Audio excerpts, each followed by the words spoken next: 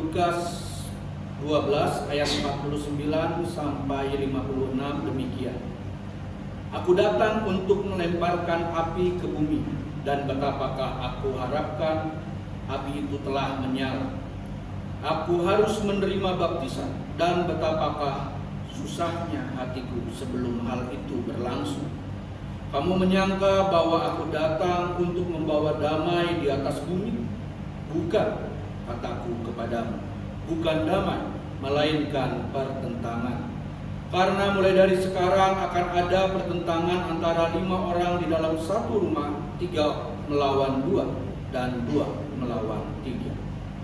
Mereka akan saling bertentangan, ayah melawan anaknya laki-laki, dan anak laki-laki melawan ayahnya.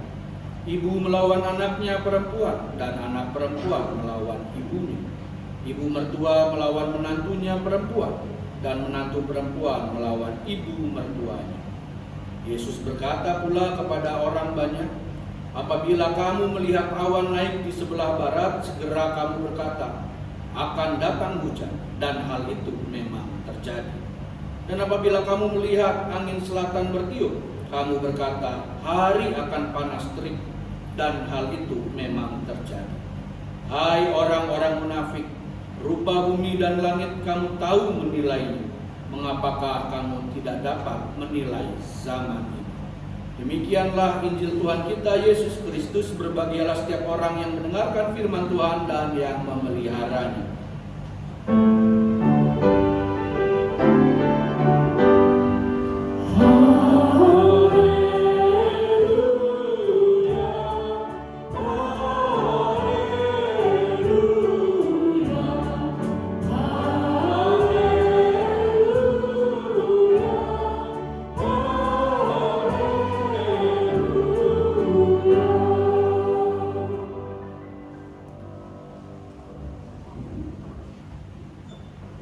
Bapak Ibu Saudara yang terkasih di dalam Tuhan Yesus Kristus, bacaan Injil kali ini agak menegangkan karena Tuhan Yesus yang biasanya menyampaikan sebuah khotbah yang menyejukkan, yang memberitakan kedamaian, kali ini yang kita baca dalam bacaan Injil kita hari ini di dalam Lukas pasal 12 ayat 49 sampai 56.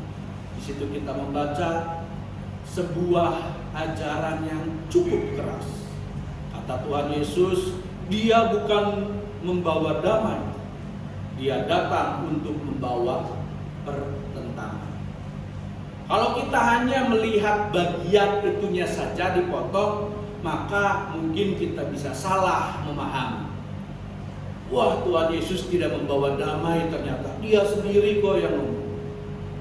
Tentu bukan itu yang dimaksud Bapak Ibu Saudara.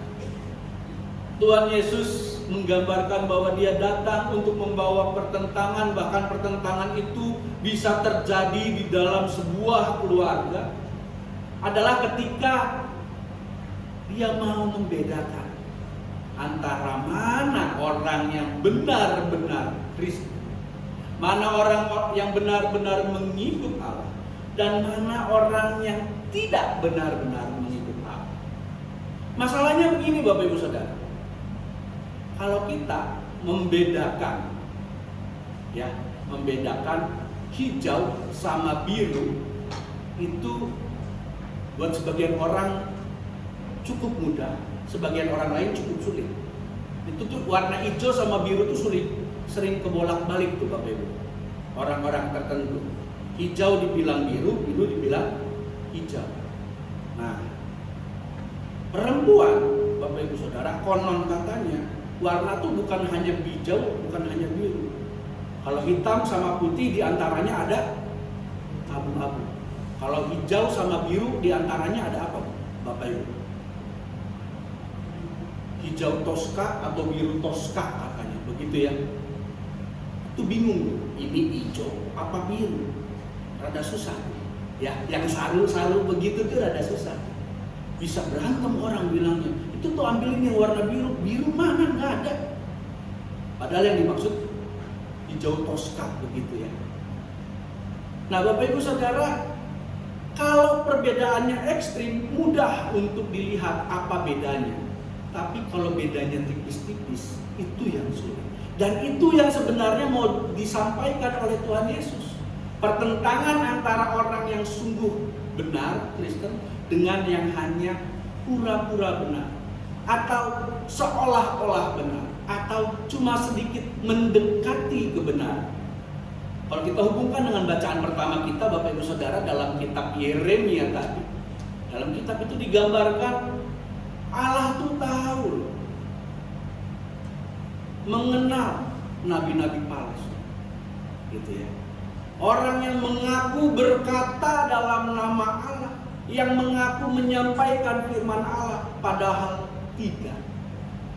Masalahnya banyak orang yang tetap tertipu dengan nabi-nabi palsu, yang seolah-olah benar.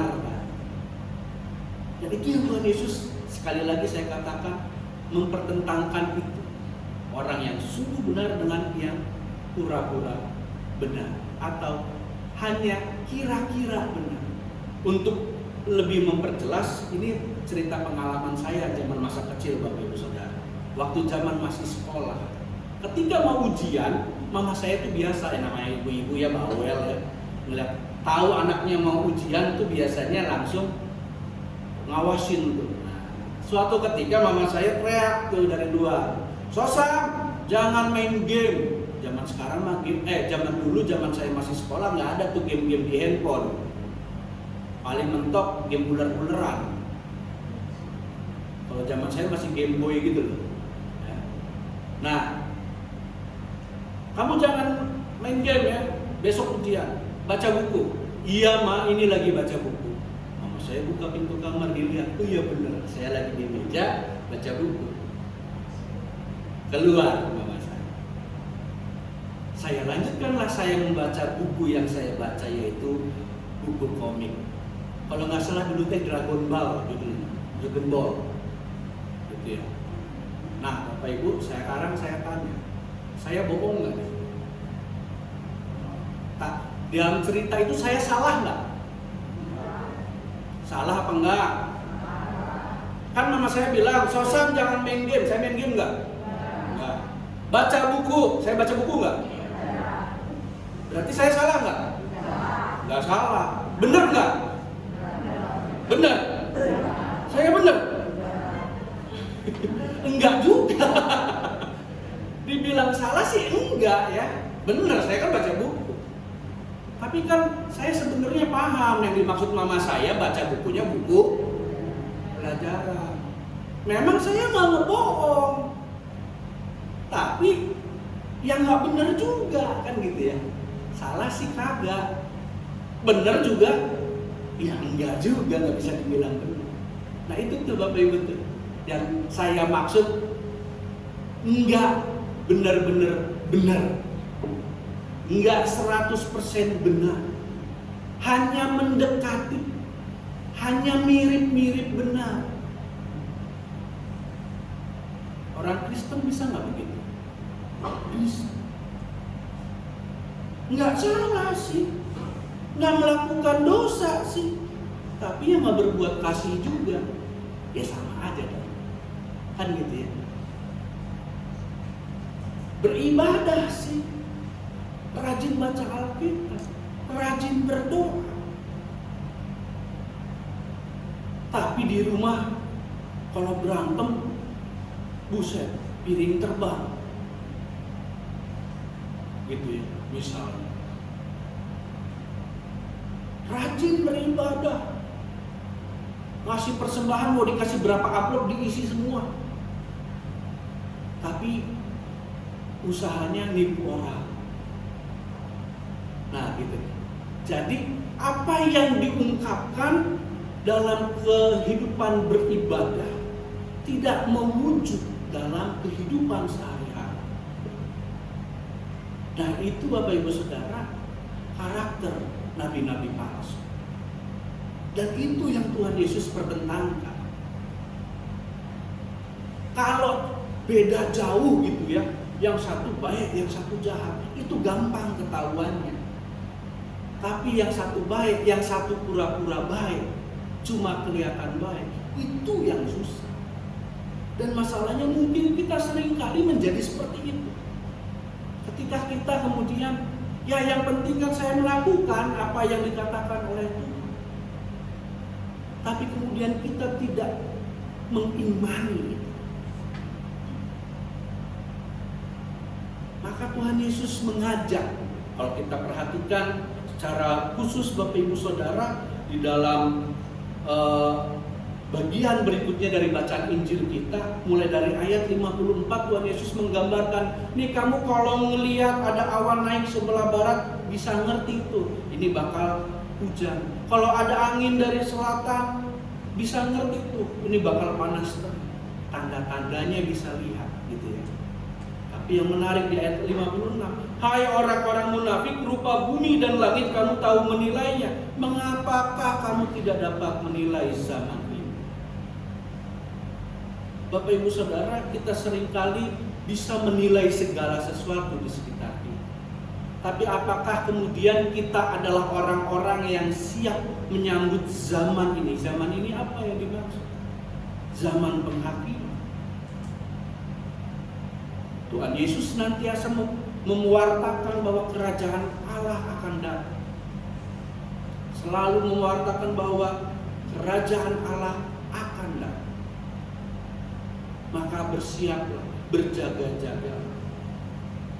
Maka tugas kita adalah melakukan hal ini, menjaga diri untuk melihat, mewaspadai apakah aku sudah menjadi seorang Kristen sejati atau tidak.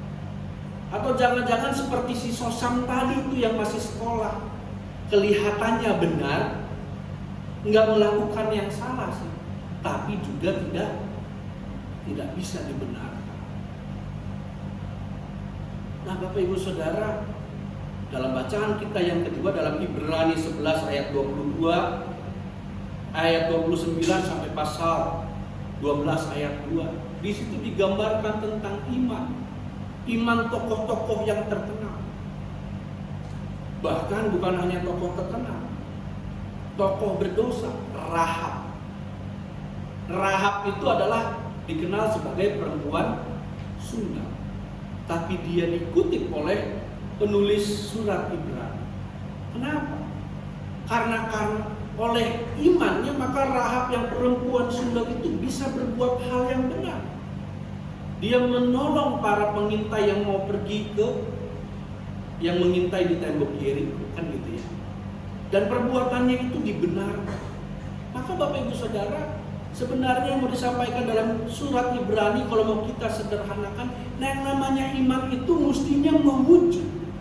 Bahkan di tengah penderitaan sekalipun, di dalam sebuah himpitan, desakan sekalipun, yang namanya iman itu bukan cuma sekadar untuk diomongkan, untuk dipahami saja, tetapi untuk diwujudkan dalam kehidupan sehari-hari. Barulah kita bisa disebut orang Kristen yang sehat. Saya mau ngajak main, boleh nggak? Ini dia beruntung nih yang kebaktian kedua, yang tadi pagi mah nggak diajak main. Nah yang ikut 2 kali enak dapat double. Nah Bapak Ibu Saudara, boleh nggak main? Mau nggak? Kalau nggak mau langsung amin nih. Ternyata mancem. Mainnya gampang. Ini mungkin kita pernah main juga mungkin ya. Cuma aturannya 2, 1 lihat saya, jangan fokus ke jenggotnya. Yang kedua, lakukan apa yang saya katakan. Gampang ya. Cuma ngelihat saya sama lakukan yang saya katakan. Contoh, angkat tangan kanan ke atas. Tuh nggak mau main berarti langsung amin weh lah. Mau main nggak? Oh, yuk kita coba ya. Angkat tangan kanan ke atas. Nah, kita lanjut ya mainnya ya. Pegang kepala kita, elus-elus. Pegang telinga kita, pegang pipi kita, pegang hidung kita di balik masker ya, pegang mata kita, pegang dagu kita, pegang dagu kita, dagu, Dagu Bapak, Bu, dagu. Ya, terima kasih. Dari permainan ini ada yang dagunya di atas, ada yang dagunya pindah naik turun. Ini saya setiap main ini ya, padahal orangnya udah sering main, kena lagi dikerjain sama pendeta. Nah Bapak Ibu, dari permainan ini apa yang bisa kita lihat?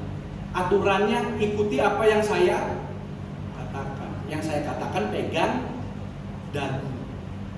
Tapi karena yang saya lakukan pegang dahi. Awalnya tadi banyak yang ikutan pegang dahi, ngaku. Ya. Ada nggak banyak yang pegang dahi tadi? Banyak. Nah Bapak Ibu Saudara, dari permainan itu kita bisa lihat yang diikutin itu yang dikatakan apa yang dilakukan. Yang dilakukan. Bener.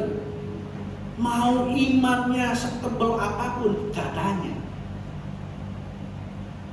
tapi kopong dalam, tahu ya, kopong kosong dalam tindakan percuma. Kita tidak akan pernah bisa menjadi seorang Kristen yang sejati. Tapi sebaliknya juga Bapak Ibu Saudara, bertindak seolah-olah beriman tapi tanpa penghayatan, tanpa pemahaman yang benar, bisa jadi sebuah iman formalitas. Nah, karena itu kita harus memisahkan, mempertentangkan diri kita yang tidak sungguh-sungguh itu. Jadi di sini Bapak Ibu Saudara, kalau Tuhan Yesus mengatakan Dia membawa pertentangan di dalam keluarga, tapi sebenarnya harusnya pertentangan itu yang Tuhan Yesus mau sampaikan dimulai dalam diri kita sendiri. Kita menentang diri kita yang tidak benar. Kita menentang diri kita yang tidak sungguh-sungguh, yang cuma mau ngomongnya doang, atau cuma aksinya doang, tapi nggak paham sebenarnya. Nah, gitu ya. Karena itu Bapak Ibu Saudara, firman Tuhan hari ini mau mengajak kita, yuk periksa diri kita. Periksa terus diri kita.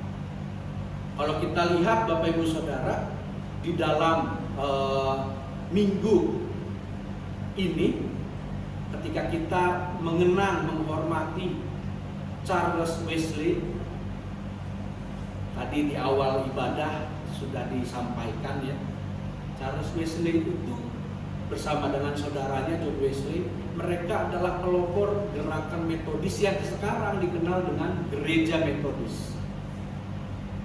Pertanyaannya adalah, kenapa mereka sampai seperti itu? Karena pada masa itu mereka hidup tahun 1700-an Bapak Ibu Saudara. Di situ udah terjadi revolusi industri, ketika orang-orang digantikan dengan mesin. Saat itu juga rasionalisme sedang kencang-kencangnya. Jadi itu yang gerakan-gerakan pietisme yang dianggap tidak rasional, yang taat berdoa itu dianggap lebay gitu ya. Dan kemudian banyak mereka melihat banyak orang Kristen yang justru menindas sesama. Kesenjangan ekonomi sangat jauh antara si miskin dan si kaya. Dan ada banyak orang yang rajin beribadah, tetapi sehari-hari hidupnya musuh. Istilahnya kita sering dengar tuh Kristen tomat. Habis tobat besoknya kumat, kan gitu ya. Nah, jadi Bapak Ibu Saudara, itu yang sebenarnya mendorong John Wesley dan Charles Wesley, kakak beradik ini, yang kemudian membuat gerakan Metodis ini, berusaha mendisiplinkan diri supaya bukan hanya sekadar ibadah formalitas, tetapi spiritualitas yang sehari-hari. Itulah kalau kita lihat lagu-lagu yang diciptakan oleh Charles Wesley itu isinya kental dengan relasi kedekatan dengan Tuhan. Dan juga banyak lagu-lagunya yang bukan cuma soal kedekatan dengan Tuhan, tapi tentang beraksi secara nyata di dunia. Tentang doa bagi orang yang miskin, orang yang kesusahan. Nah itu ciri khas lagu-lagu dari yang dibuat oleh Charles Wesley. Nah Bapak Ibu Saudara, kenapa bisa terjadi itu? Karena ada kehidupan kekristenan yang hampa tadi. Dan itu yang membuat kedua orang ini gelisah.